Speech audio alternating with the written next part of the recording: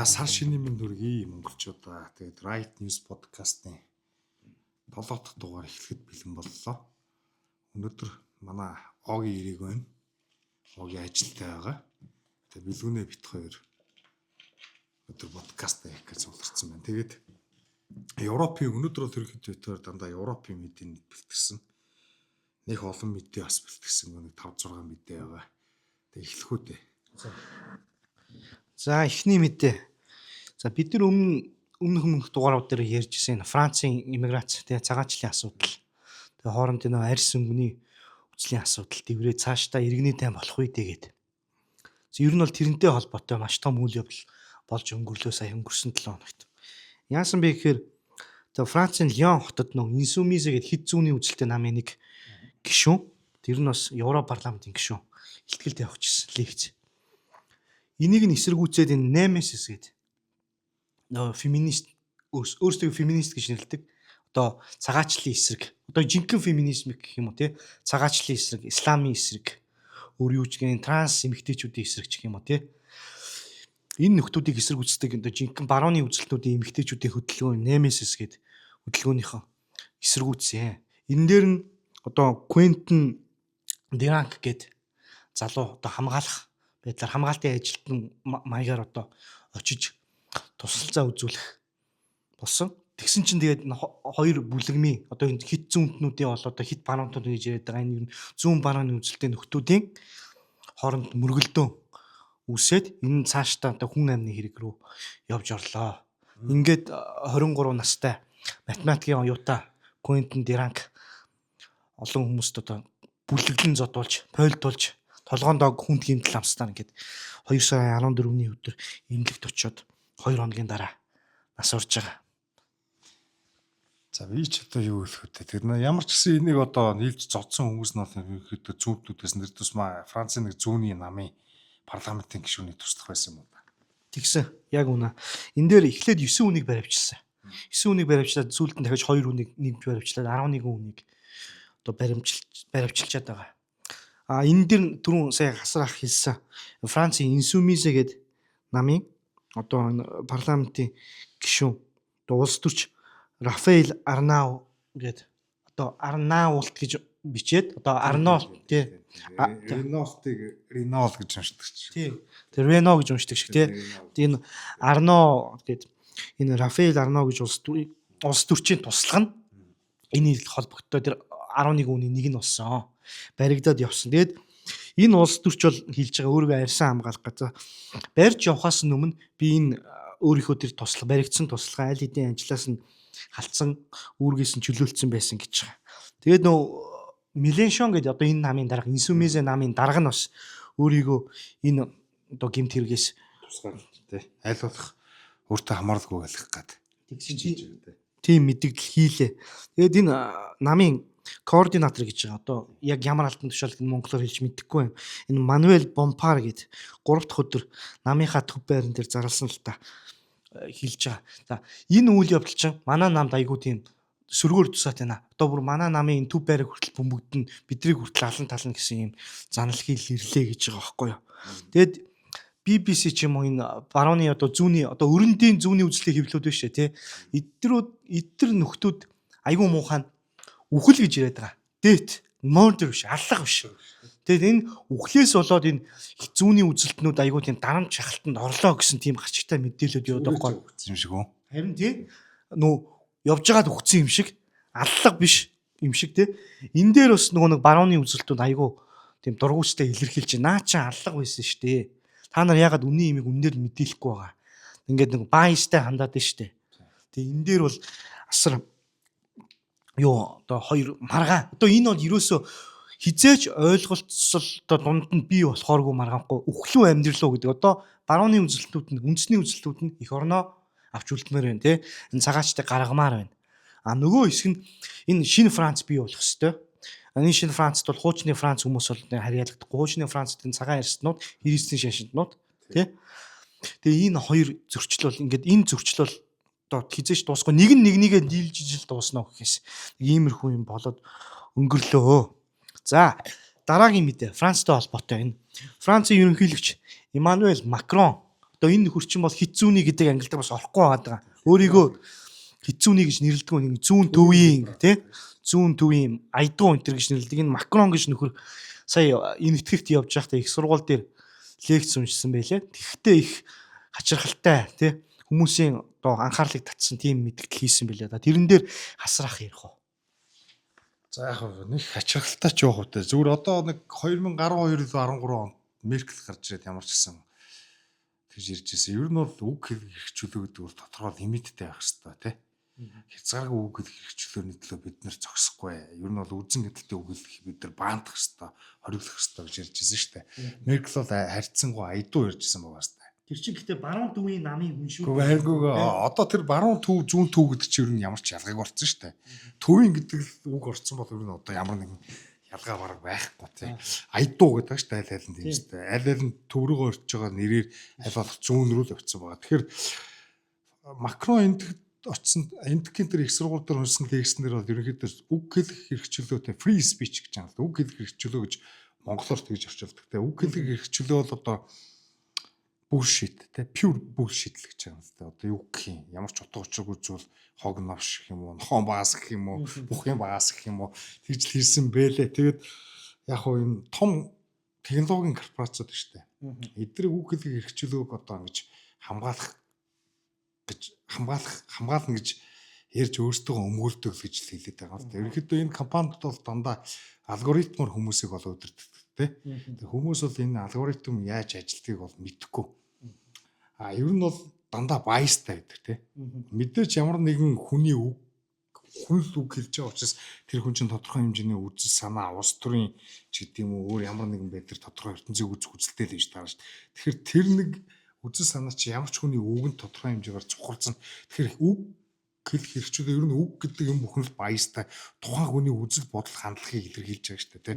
Тэгэхээр ингээ biasтай байдаг нь бол маргаангүй л гэж л хэлсэн байлээ л дээ. Тэгээд ерөнхийдөө энэ Макроны хэлсэн үг Америкт ч юм уу Европ ч юм уу одоо маш их маргаан дагуулж байна. Тэгээ бол ойлгомжтой Америкчууд бол Европчууд бол энэ Америкт одоо том технологийн big tech-үүд бол ялангуяа Европ бол юм айдуу байдлаар ингээ moderate те moderation хийдэг гэсэн те одоо байсан бол одоо бүрэн цензур руу орох гэж юм гэсэн ийм байдлаар боломжлоорой гэж анхааруулж байна. Европчууд ялангуяа тэр Европын холбоо ч юм уу Макрон өдр бол ерөнхийдөө энэ Европын зөвлөднүүд бол өөрөөр инкээс өөр арга байхгүй ингэж үзэн ядалтыг ч гэдэг юм уу те. Одоо юу гэдэг нь hate speech-ийг үзэн ядалтыг юу гэдэг юм бэ? Ер нь энэ одоо болохгүй байгаа бүхнийг ингэж л шийдвэрлэн инкээс өөр арга байхгүй гэдэг. Ер нь бол Европын холбоо те. За тэгээ Европын томоохон Франц, Герман ч гэдэг юм томхон улсуудын ер нь бол төрийн одоо үгний албан тушаалтнууд бол ерөнхийдөө ил цагаан дагчлаа шүү дээ. Одоо л нэг үгийг хэрэгчлөө hate speech бол чөлөөт үг хэллэг биш гэтэргээд байдаг болоод ерөөсөө шууд үг хэлэх хэрэгчлөө бол манай үнэт зүйл биш гэдэг шууд тодорхойлцдог байлаа. Тэгээд European values гэдэг байдаг шүү дээ. Европын холбоог одоо анх байгуулахад хаач хэлээд Брюссел тишээ эдгээр чинь бас нэг баримт бичиг баталсан байгаад би одоо яг тэр баримт бичгийн нэрийг мартчихжээ. Эдгээр үг хэлийг хэрэгжүүл бол Европын холбооны үндсэн үнэт зүйлтэй value гэдэг байсан бол одоо бол Европын холбоо үг хэлийг хэрэгжүүлэхний эсрэг болсон гэдэг одоо зарлж байна.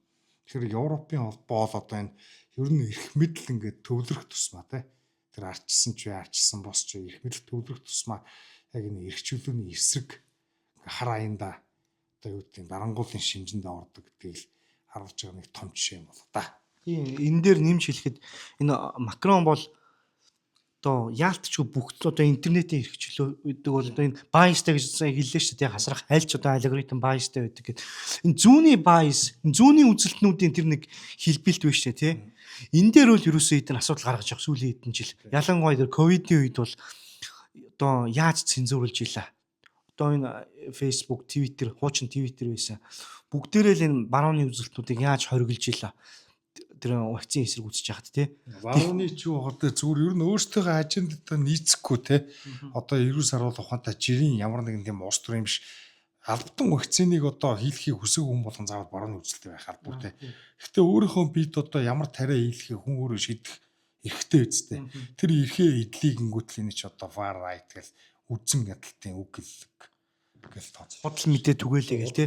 Ер нь бол эдгээр бол зүүнний үзэлтүүд эдгээр бол ойлгомжтой зүүнтнүүд. Зүүнний үзэлтээ тэр нэг юугаа мэдээлэл явуулж хахад л асуудал вэ. Тэр сошиал медиа платформууд тэр тийм илтгэв торгуул маргуул тавьж байгаагүй. Одоо энэ X чинь Elon Musk авцсан. Тэгээд хүмүүс жинхэнэ үг гэл хэрэгчлөөг нь чөлөөлөд өгчхөөр эсэргүүцээ реакц бий болгонгуудаа одоо энэ түрүүн Австрал, Испани, одоо энэ Франц, одоо цаашлаад Англи гэх тэр бүгдээрээ ингээд X-ээс олж ер нь бол гштайн зарлаад байна. Нэг иймэрхүү юм боллоо.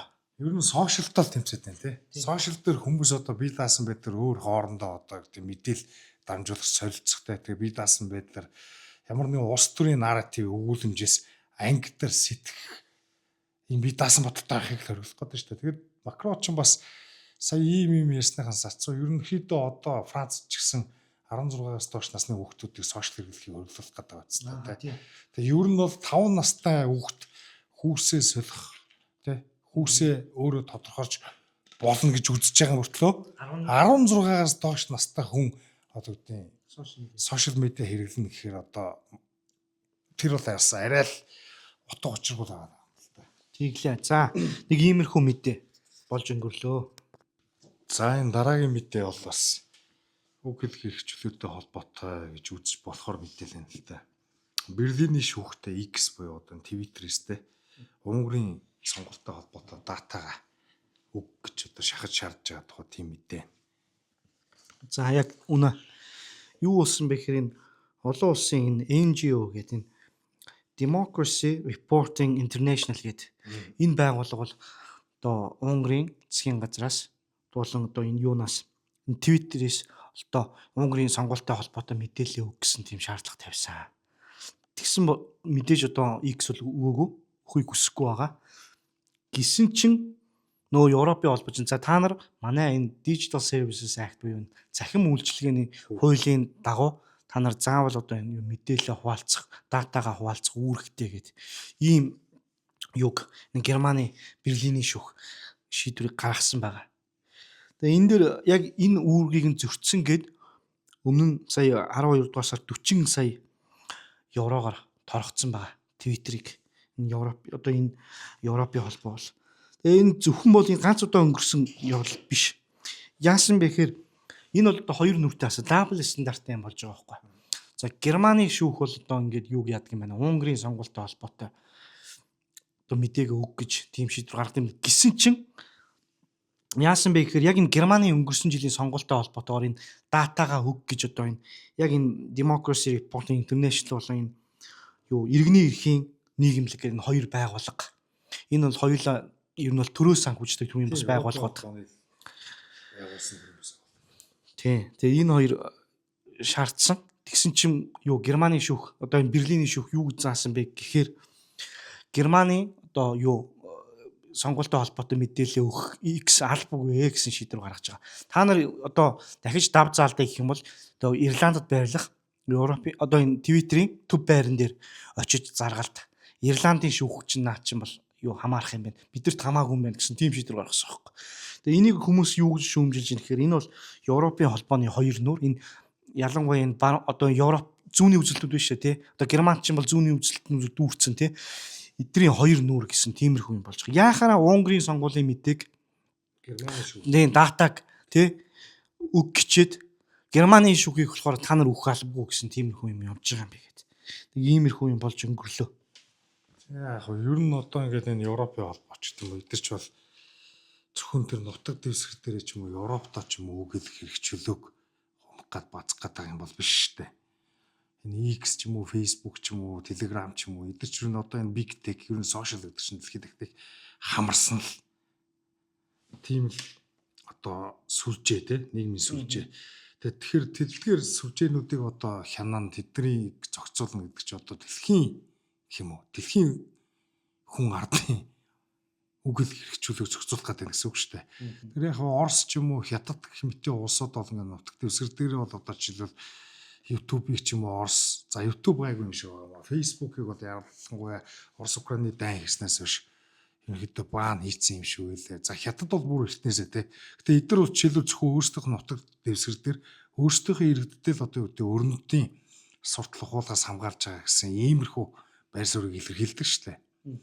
Энэ Twitter одоо энэ Европын холбооч гэдэг юм уу энэ за Европ бол ерөнхийдөө тэр чигтээ дэлхийд даяар л зохицуулах гэдэг юм л та. Тэгэхээр эдгээр бол Хятадаас ч Оросоос ч илүү давсан байдлаар одоо үгэл хэрэгжүүлэн халдах чинь гэсэн үг үстэй. Тэр бас нэг урд нэг хойлоо нэг ярьж лээсэн. Ер нь эдний бодлого ч одоо ингээд нэг юм сонирн болцсон. Урд нь хойлоо ярьж лээсэн. Европт одоо ингээд үлээ Английн нөгөө хөдөө орон нутагтлоо. Цагаачдыг оруулж ирнэ гэдэг. Тэгшээ. Тэгээ цагаачдыг оруулж ирж яхад хойлоо тохоо үед нэг ингэж ярьжсэн шүү дээ. Нэг за энэ Оросд ч юм уу зөвлөлтийн үед те. За тэгээд Хятад ч гэсэн Маогийн үед ч гэдэг юм ингээд ханжуулга орсжуулах ч юм уу ингээд эзэрч явсан газар нутгууд дээр одоо жишээлбэл Хятадуудыг олон орон сувшуулаад ч гэдэг юм уу эсвэл Оросуудыг олон орон сувшуулаад одоо ингээд орсжуулах тиймэрхүү үйл ажиллагаануудыг хийчихсэндээ зөвлөлт коммунист Хятадтай. Одоо Европ болохоор өөрсдийнх нь нутаг дэвсгэр дээр гадаадын хүмүүсийг авчираад өөрсдөө үндэснийг устгах ийм бодлогыг олж байгаа хгүй. Тэгэхээр Европын энэ бодлого бол ерөнхийдөө зөвхөн 1 2 3 улсын ч гэдэг юм уу те. Тэр Европ твийн улсуудын дотоод асуудлыг зохицуулаад байх гэхээс илүүтэй дэлхийн одоо юу гэх юм дэлхийн хүн төрөлхтний асуудлыг зохицуулах гэдэг юм шиг надад санагдаад байгаа. Тэгээ ер нь бол одоо ингээд эдгээр ийм хууль батлагдаад ирэхээр манайх олох хуулбарлах нь бол тодорхой. Ер нь бид нар хуулбарсаар ч ирсэн.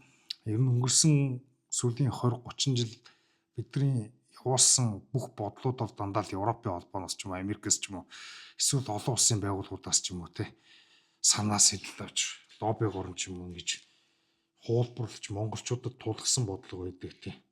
За нэг ийм л юм хэлээ да. За дараагийн мэдээ рүү оръё. Дараагийн мэдээ бол Англитай холбоотой мэдээ.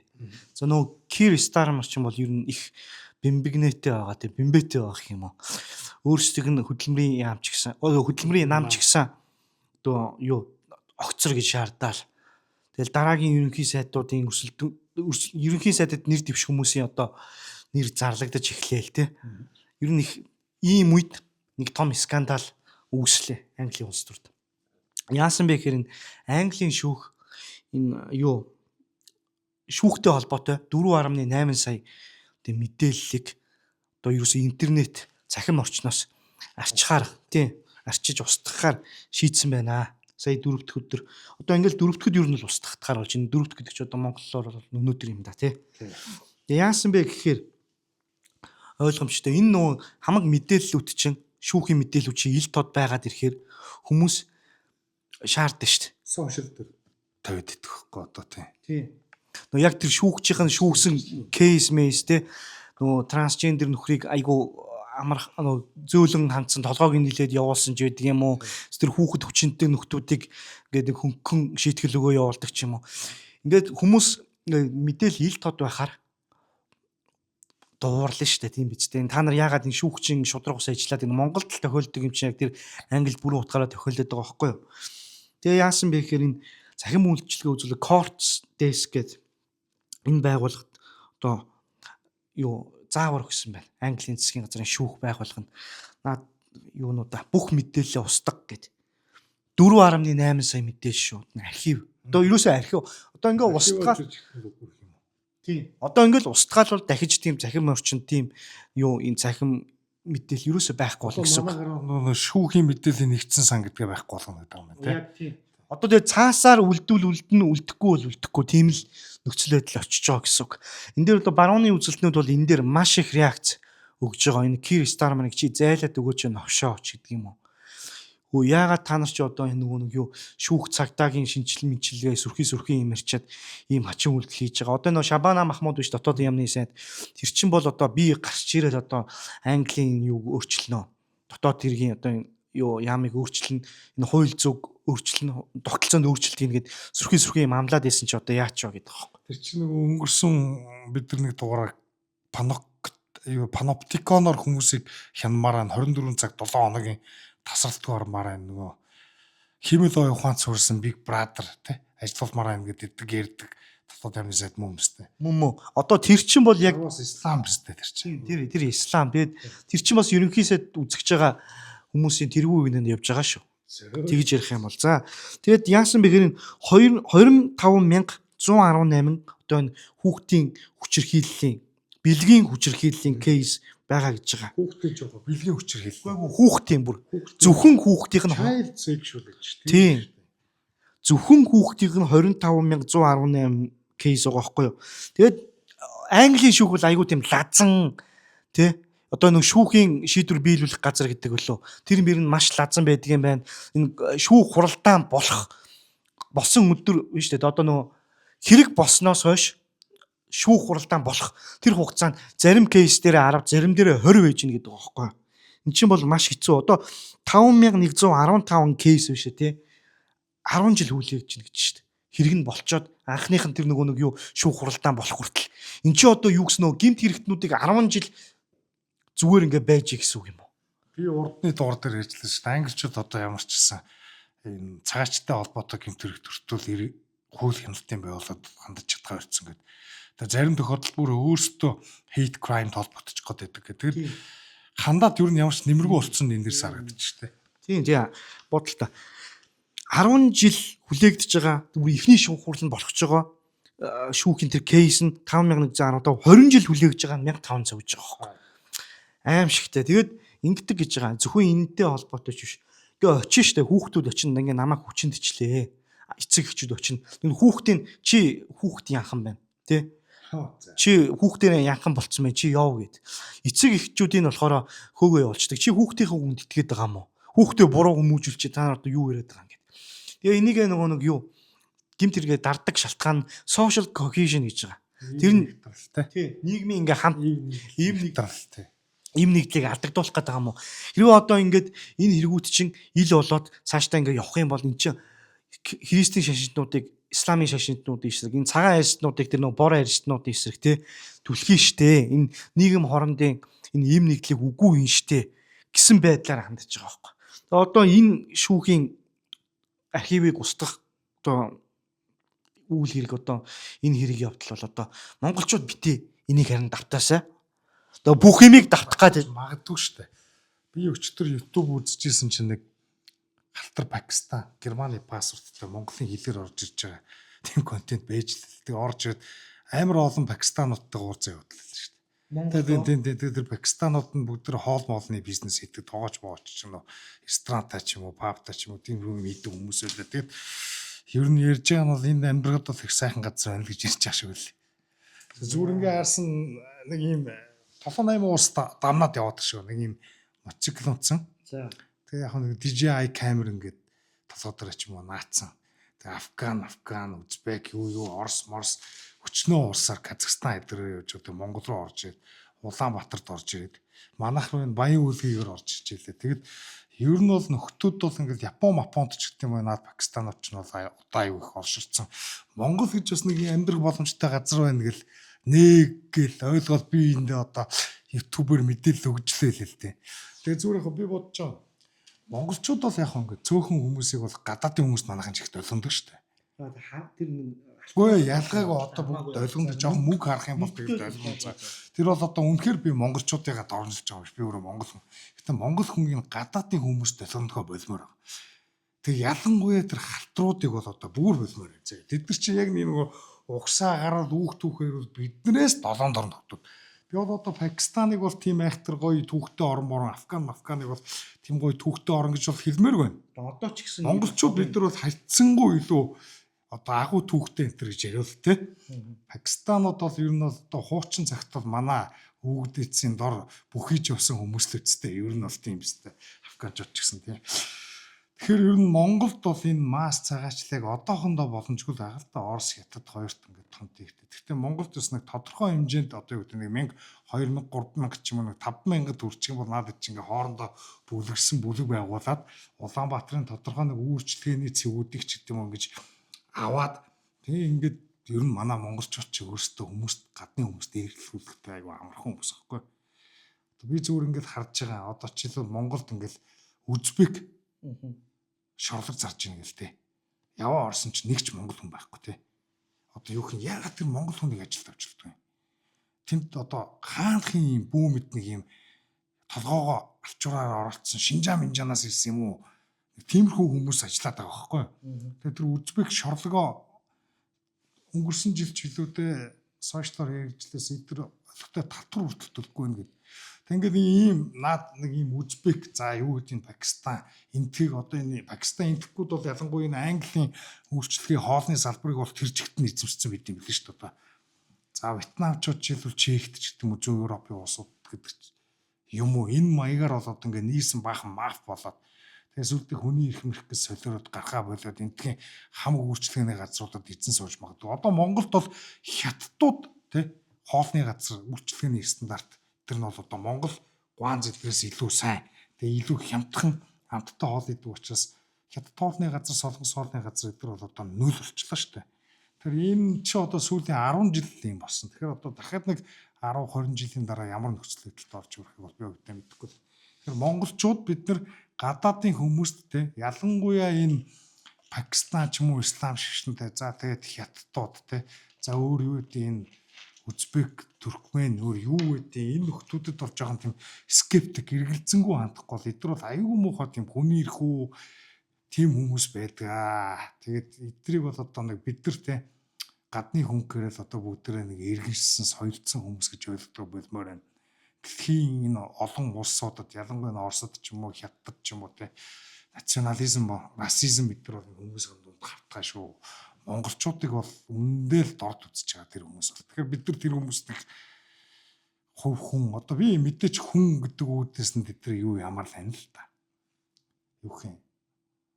Хүн гэдэг үүднээс нь хүндэтгэнтэй. Гэхдээ одоо ингээд нэг хүн бүхэнд их ширхтэй гэдэг үүднээс гадаадах нэг давруулж утгагүй шүү дээ. За тэр одоо гадаадынханд даварж байгаагийн хамгийн гол шалтгаан давруулж байгаа хүмүүс нь биш үү? Одоо энэ англичууд бол сая энэ шүүхийн тогтоолоо үгүй хийдэг нь бол одоо энэ архива үгүй хийдэг нь бол мэдээж энэ исламуудад те аятайхан хандахын тулд одоо энэ эдрийг даврааж ийн л гэсэн үг шүү дээ. Тэгээ манай монголчууд бол давруулна шүү дээ. Монголчууд даврна гэж байхгүй давруулж л чадна. За мэдгүй ямар ч сан тэрэн дээр бол хамгийн гол буруутнууд нь энэ өөрсдийнхөө нутагт оруулж ирээ тэгээд доромжлуулаад байгаа тэр англичуудаа тэр тухайн улсын иргэдээ бид нар тийм байж болохгүй. Тэгээд гадны туршлагын хуулжийн хачаа хачаа балаа солиорлын давтаж болохгүй. За дараагийн мэдээ бол яг энэ солиорлтой холбоотой. Яасан бэ гэхээр энэ Европын холбооны парламент гэж байгаа. Европын парламент гэдэг. Энэ сая хачиргалтай шийдвэр гаргалаа. Ихэнх хүмүүст хачиргалтай санагдана. Бит хоёрт бол за эдгэр чинь нэг иймэрхүү юм хийндэ гэдэг нь гадарлаад байгаа. За яасан гэхээр сая өнгөрсөн 3 дахь өдөр транс эмэгтэйчүүд бол эмэгтэйчүүд гэсэн шийдвэрийг Европын парламентэд 340-ийн харьцан 141 гэсэн харьцаатайгаар баталчихж байгаа. Тэгээд 40 хүн байхгүйсэн. 68 хүн санал өгөө. Тийм 68 хүн санал өгөөд 340 нь транс эмэгтэйчүүд бол эмэгтэйчүүд гэдэг олонхороо батлаад санал өгчлөө. Энэ нь болохоор нүүбийн нэгдсэн үндэсний байгууллагын эмэгтэйчүүдийн эсрэг бүхий л төрлийн ялгуурлан гадуурлыг үгүй хийх тийм одоо санаачлага байна шүү тий. Тэрэн дээр үндэслсэн гэж байгаа. Тэгээд дээрэс нь энэ эмэгтэйчүүдийн эсрэг хүчирхийлэл байна шүү тий. Энийг эсэргүүцхийн тулд тэгээд хүүсийн тэгшвэдлийг дэмжихийн тулд гэсэн одоо байдлаар энэ шийдвэрээ гаргаж байгаа байхгүй.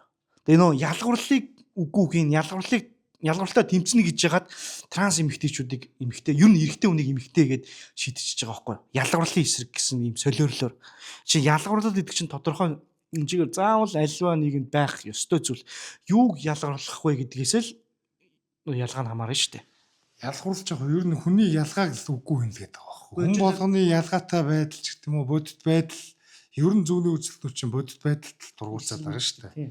Бодит байдлыг л хараагаад байгаа тийм үстэй. Ер нь болдог бол хүн хүссэн бүхний одоо биелүүлэх боломжтой бол энэ орон ертөнц сайхан тогтооч бодит байдал нь тийм бишээс ш. Яг зүүнтнүүд бол реалитиг үзээд яддаг хүмүүс.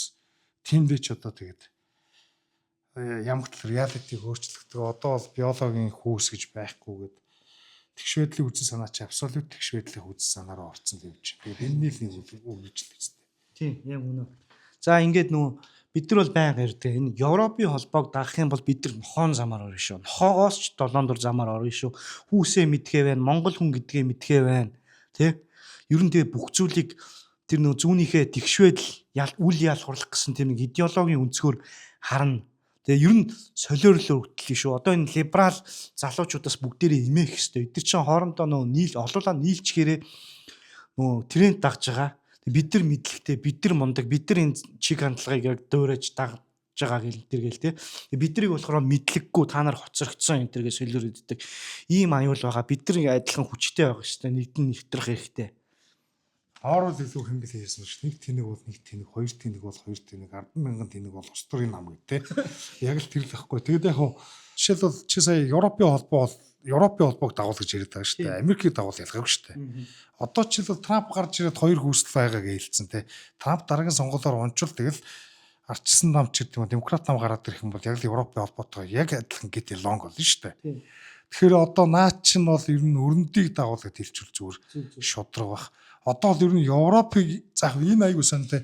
Европ ганцхан Америк Европ хоёр нэг өөр гэж хэлээд байгаа ч гэсэн анх бол Европын одоо юу гэдэг нь тодорхой тооны марксист эрдэмтэд Америкт анх очиод бүх хүсэл санааг Америкийн институтуудад бол шорлуулчаад яваад гисэн те. Дараа нь Америкийн мөнгөөр ч гэдэг юм уу Европ руу тархсан юм шиг надад харагдаад байхгүй. Америк их гүрний ч гэдэг юм уу соёлын нөлөөгөөр те. Тэгэхээр одоо л ерөнхийдөө өрнөд коллектив вест гэдэг бол нэг л юм болчихсон. Америк Европ хоёр өнөөдөр зөрчилдөд байгаа ч гэсэн удахгүй одоо юу гэдэг нь зүүнний үзэлтэй хүмүүс Америкт засгийг гараад ирэх нөхцөлөд Америкт ч гэсэн ижилхэн болноо. За яг үнэн шүү. Бид нар бол ер нь бол өрөндийн зүүнний үзэлтнүүдийг эсэргүүцэж байгаа болохоос тэр нөө өрөндийн одоо барууны үзэлтнүүдийг эсэргүүцээг харин ч тэр дэмжиж байгаа энэ өрөндийн иргэншлийг бол хамгаалжуулахыг хүсэж байгаа хүмүүс шүү ер нь бол. За дараагийн мэдээ энэ трансгендертэй холбоотой мэдээ бол сонгож авсан. Яасан бэ гэхээр өнгөрсөн 7 хоногт хоёр том аллаг боллоо л та. Хоёр өөр улсад. За Канад ч юм бол их л айдуутай хуус гэж яригддаг. Тэгээ хүчрхийл багтай. Ялангуяа тэр бууны тэгээ violence багтай гэж яригддаг боловч сая нэгэн хэрэг бол бүхэл Канадыг зочроогоод бүр ерөнхий сайд нь хүртэл мэдгдэл хийхэд хүргэлээ. За Канадын British Columbia-гийн Tumblr Ridge гэдэг жижигхэн тосгоо. Энэ тосгонд энэ Jesse One Rootseller гэдэг 18 настай транс эмэгтэй гэж. Энэ бол одоо эрэгтэй хүн гэхдээ эмэгтэй гэж өөрийгөө боддог. Энэ трансгендер өөрийнхөө ээжийг, өөрийнхөө дүүг тэгээ бусад 5 6 хүнийг одоо буудаж аллаа. 5 сурагчтай багшигаа буудаад алчиж байгаа байхгүй.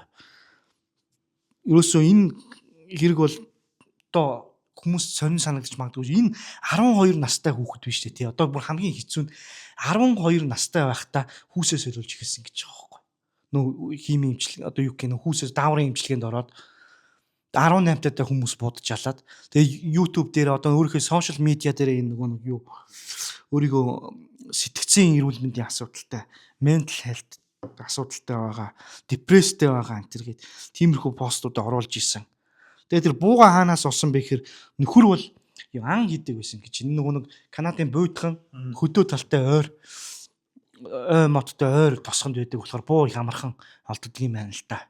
Тэрүүгээрээ явж ин ээжигээ дүүтэйг алчдаг. Ээж нь хамгийн гол нь энэ дээр ухаж байгаа. Би нэг л хүнд харамсахгүй байгаа. Энд ухаж байгаа хүмүүс. Би тэр ээж нь л харамсахгүй байгаа.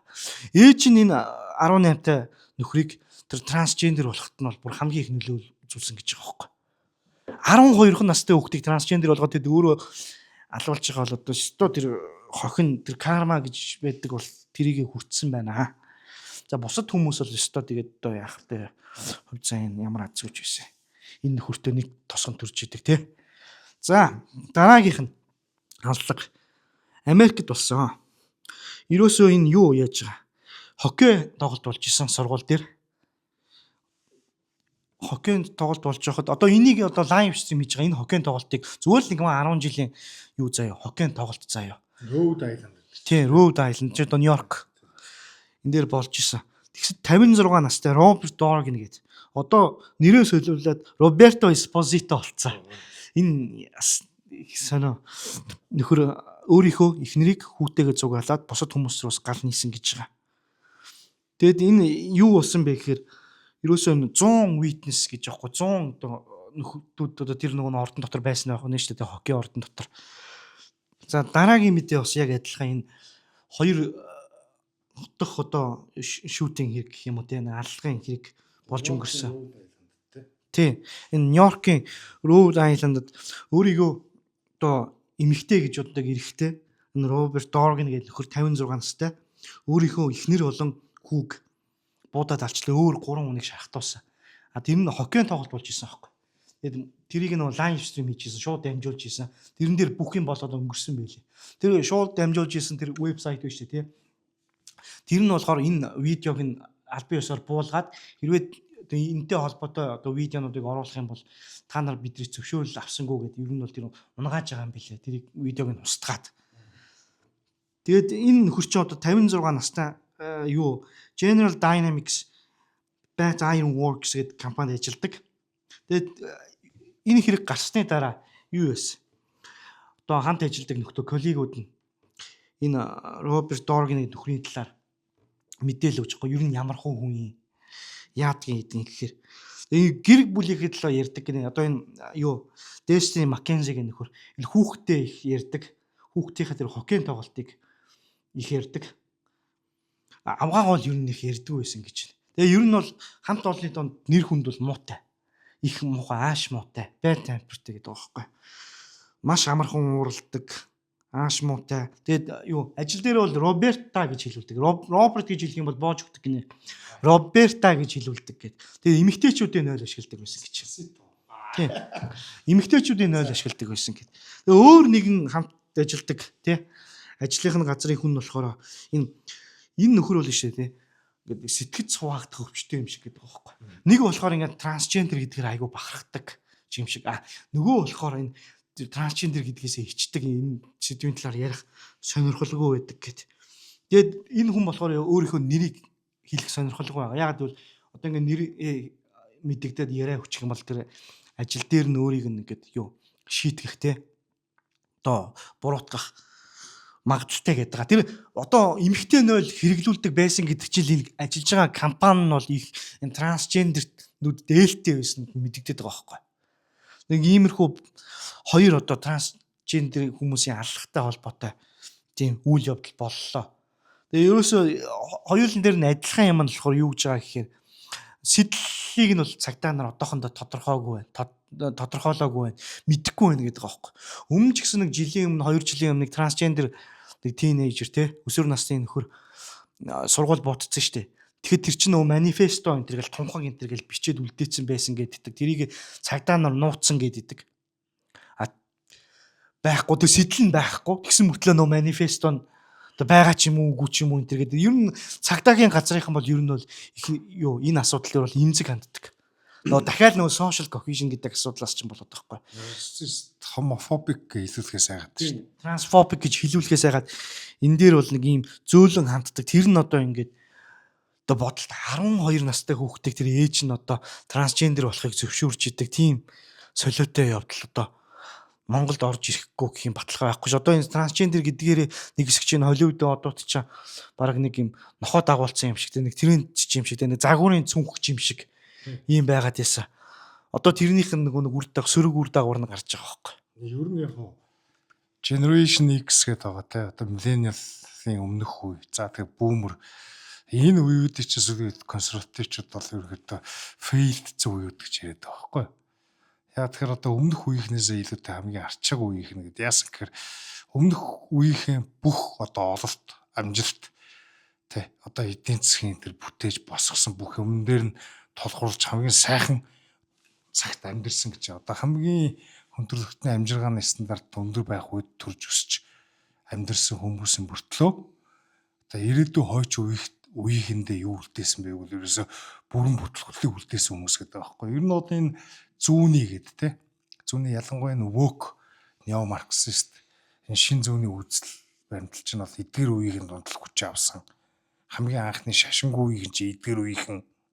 Тэгээ одоо энэ woke generation одоо энэ үр хүүхдүүдэд иймэр хүмүүжсэн хүмүүс чи эдгээр үеийнхэн одоо хүүхдүүдэд одоо ч одоо нэг манай Монголын орол эрхийг сургахаар бэрхийг сурах гэдэг юм байхгүй.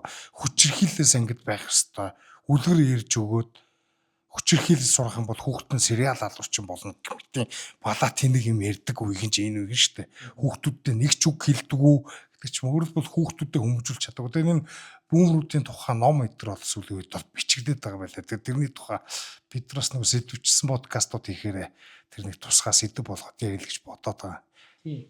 Тэгээ хасар ахын ярен дээр сая нэг Twitter дээр би нэг уржиг дээр байна одоо видео утсан. Аав ээж хоёр нь хүүхдээ хит барууны үзэлтэй үндэслэг үзэлтэй болж ийнэ цагдаа дуудлага өгснөө уйлаад бичлэгийг яриад л.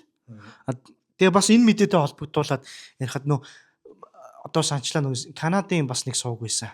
Америкийн зүйл CBS-ээс сувг. Трансгендер хүүхдүүд гэсэн тийм нэртэй тэгээ докюментари гэж байгаа байхгүй. Тэр нэг найруулагч нэг Жууд нэртэй нөхөр байх шиг байсан. Тэгээд уусаа яг энэ хүүхэд 6 жилийн өмнө одоо хүүсээс өсөн гэж шээ тий. Тэр докюментарийн бас баримтгийн бас нэг 5 6 жилийн өмнө гарсан байлээ. Тэгэхээр одоо хүүхдүүдэд одоо багаас нь чи трансгендер болж болно. Болж болохгүй энэ төр гэдгийг нь тий гэд заахгүйгээр одоо эцэгхийн нөлөө одоо за тийм ээ тийм наад бачин ч яг. За тэгээ ерөнхийдөө мэдээ ингээд дуусч гинөө тий. Дууслаа юм ярихаас дургу үрсэн. Сүүлийн мэдээ бол ялангуяа гутж байна.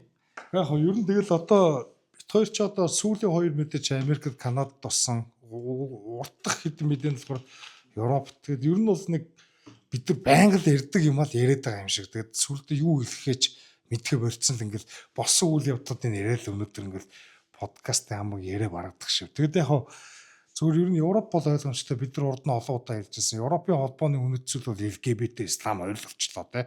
Тэгээ өв гэх хэрэгчлэг. За тэгээд дөрвөстэй гэмт хэргийг дардаг. Үндсэн иргэдийнхээ эсрэг ажилдаг. Тэднийг гадуурхдаг. Одоо тийм гадуурхагдсан хүмүүс хоёрдугаар зэргийн иргэд болгочлоо. За тэр үйл явц явдгаараа л явж байгаа те. Тэгээд иймэрхүү мэдээнүүд бол ер нь өдөр тутмын олж байгаа тийм. Хэдэн мянгаараа л олж байгаа. Тэгээд тэрнийг бид нар одоо тэр болгоныг яриад байгаа ш. Европоос мэдээ бэлтгэхэр ийм л юм одоо гарч иж байна. Одоо тэгэхээр бид нар одоо эдийн засгийн холбоотой ч юм уу одоо Гамбаяр ахын одоо ч те бэлтгэдэг юмнуудыг бол нэг мейнстрим хөвлөөр явдаг учраас нэг сонгож авч яриад байгаа шаардлагагүй. Тэгээд яг болдгийн болдгоор бол орж байна. Ер нь видео болоод подкаст видео болоод ирэхээр бидэрт нөө анхдагч их сурвалжаас нь та нарт нэг хүргээд эхлэн штэ тий. Ер нь бол бид нар хотлоо юм яриаггүй бодит юм ярьж байгаа. Тэгээд энэ бидний ингээ уншаад гутж байгаа юмыг та нар харах юм бол бүр л илүү уншснаас бол гутэн штэ. Сонссноос бүр илүү гутэн штэ тий. Тэгээд ингээд нэг юмнаа. Тэгээд түрүүн хасар ах хэллээ. Бид нар нөө мейнстрим хэвлэл дээр явж байгаа мэдээг нэг авахыг хүсдэггүй гэдэг. Ер нь бол мейнстрим биш гэлтгүй ер нь аваа явж байгаа. Гэтэ энэ солиотой үйл явдлуудыг бол авах нь бол тодорхой. Тэгээ эдийн засгийн мэдээ ингээд яри гэхээр Европыг ярихаар дандаа л унжаагаа сүрж байгаа тий уналтанд орж байгаа ажлууд л нэмэгдэж байгаа гэсэн тийм л мэдээнүүд байна. Одоо тэгээ нэг сайн юм болж байгаа ч юм байхгүй. Одоо тэгэхээр ч одоо бидрийг сүрэг байна гэдэг байхгүй. Тэгээ байгаан сүргэл бидэрт сүргэл харагдаж байгаа юм чи бид нар тэгээд яах юм бэ тийм биз дээ. Нэг иймэрхүү дугаар болж өнгөрлөө. Тэгээ хэдий холын юм шиг боловч тэгээд тренд бол энд үргэлжилж байгаа. Тэгээд эн чи одоо хизээ мэдгүй манад ийм юм болохыг үүсэх аргагүй. Тэгэхээр бид нар юу нэг эртнээс тэр энэ хүмүүсээс нэг бусдын алдан дээрээ суралцсан гэдэг шиг зүүнний үзэл юу ямар аюултай юм гэдгийг эртнээс ойлгож эхлэхгүй бол заавал одоо нөгөө хүний араас орж нөхөнд нь дагаж унчаад ингээ явж байгаа шаардлага байхгүй. Тэгээд би бол зүгээр хувьдаа Европ тип бол ялангуяа өнгөрсөн багтж боддог. Дахиж одоо юу гэдэг нэг эргэж босоод барууны үзэлтэй хүмүүс нэг мөр ялт байгуулаад тэрэнд бол би итгэлгүй байна. За Америкийг бол би мэдэхгүй. Америкт бол одоо юу гэдэг демократ репабликанараа хоёр мужаараа салаад хэрэгний дайнж болцшгүй баг. Ер нь өөрийн ирээдүйд юу болохыг бид нар яаж мэдгүй. Түүх гэдэг чи одоо юу гэдэг дандаа нэг бидний төсөөллийн дагуу байна гэж байхгүй. Түүхийн эргэлтний зэг гэж ярьдаг. Гинт огцсон өөрчлөгдөв те. Тэгэхээр одоо нэг иймэрхүү өнөөгийн бидний амьдарч байгаа дэлхийн ертөнцийн өөрөө юм бодит асуудлууд нь ийм болчихсон байна. Тэгэхээр ер нь бол нэг сайхан юм яриад байхаас илүүтэй одоо муухайч гэж хэлэхэд тайшин бодит байдал юм л байгаа юм чинь. Тэгээ өнөөдөр хоёулаа харьцангуй богинохон ярьчихв те. 5 6 мэдээлэл өгч өгөөсэй. 5 6 мэдээ. Тэгээ цагаан сарч болж ин битгөөс нэгдүгээр цагаан сартай холбоотой битгөөс завгүйс учраас подкастаа хоцорж оруулж ах шүү гэн. Хоёрдугаар бас цагаан сартай холбоотойгоор мэдээ олон мэдээ бэлтгэхэд олон ярианы сэдв бий болох хэмжээний тийм бэлтгэлтэй байж чадсангүй. Одоо тэгээд одоо ямар хурцл өчлөлтөө ш байгаа л юм чинь. За тэгээд подкастаа дуусгая та. За. Дараа 7 хоног дуусцгаая.